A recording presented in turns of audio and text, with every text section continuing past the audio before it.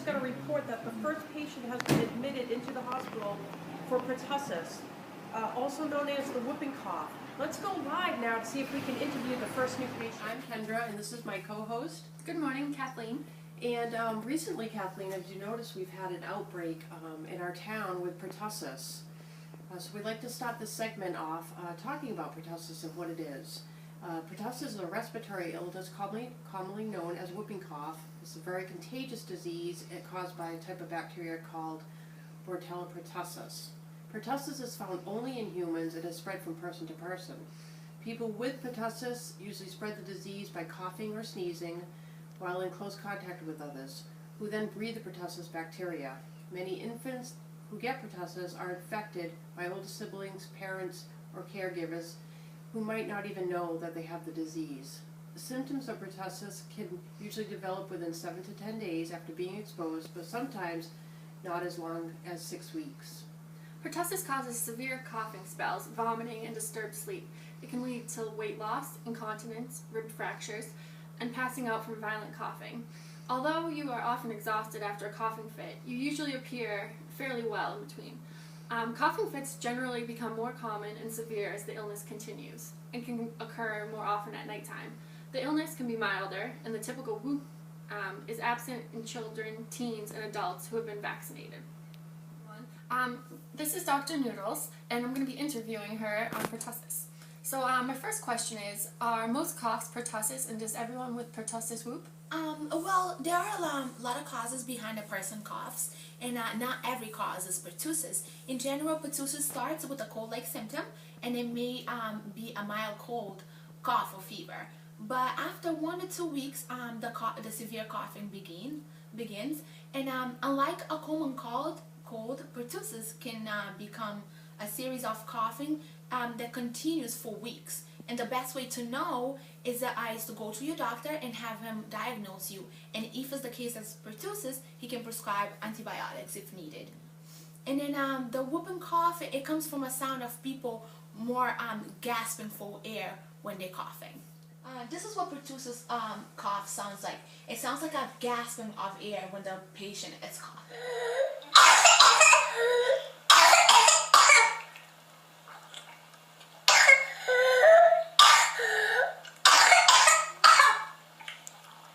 However, not everyone with pertussis will cough, and many who cough will not whoop.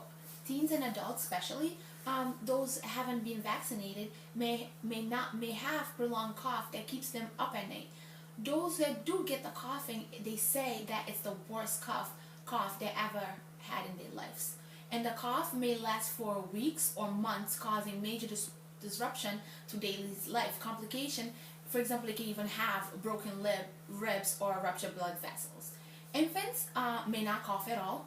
Instead, they may have life-threatening pauses in breathing or struggle to breathe.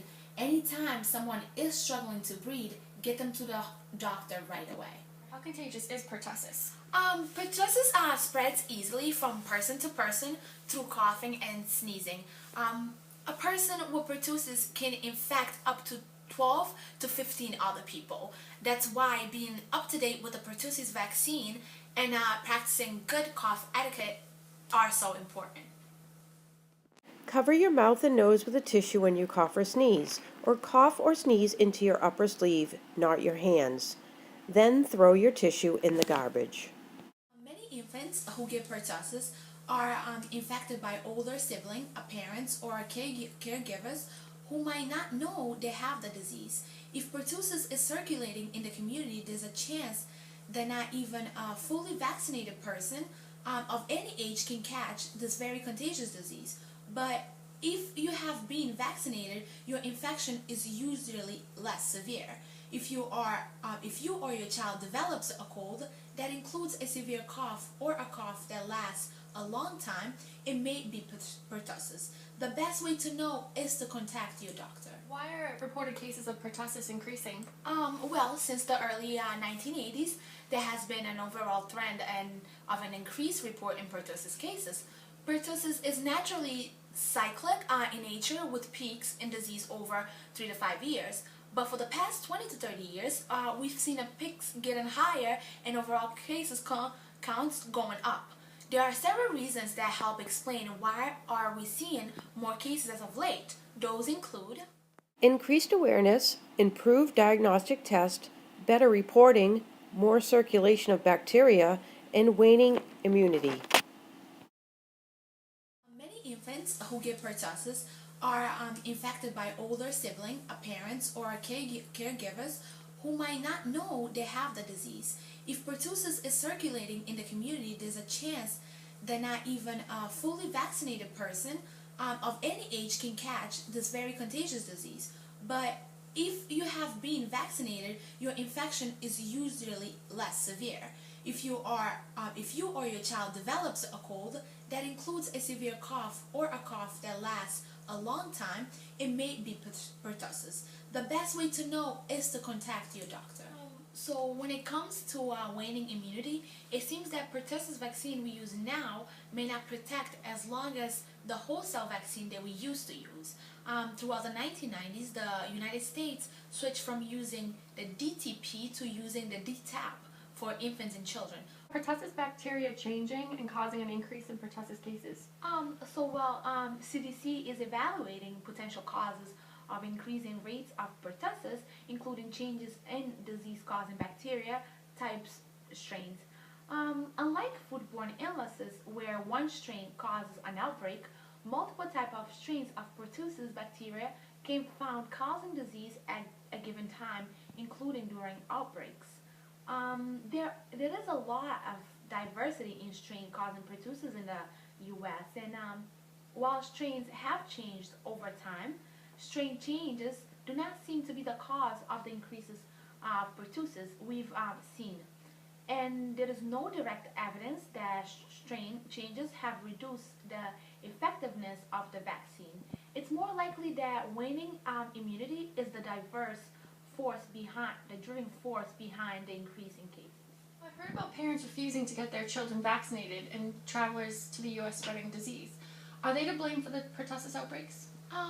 Even though children who haven't received DTaP vaccines are at least 8 times more likely to get pertussis than children who have received of all the recommended doses of the DTaP, they are not driving force behind the large-scale outbreaks or epidemics. However, their parents are putting them at greater risk of getting the serious pertussis infections and then possibly spreading it to other family or community members. Pertussis can be prevented with vaccines?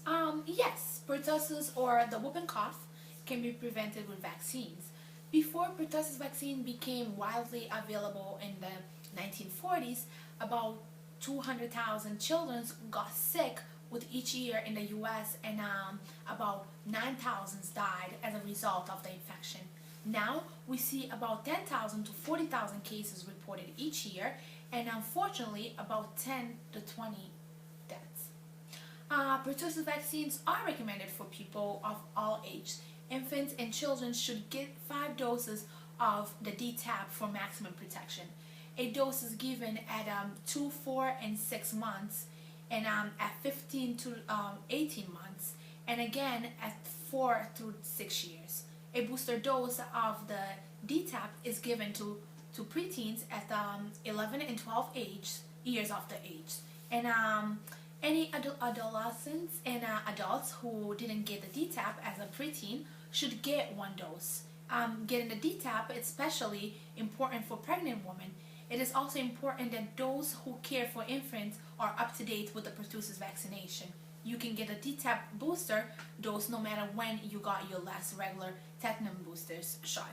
And also you need to get the DTaP even if you were vaccinated as a child or have been sick with the pertussis in the past. So focus on protecting infants from pertussis.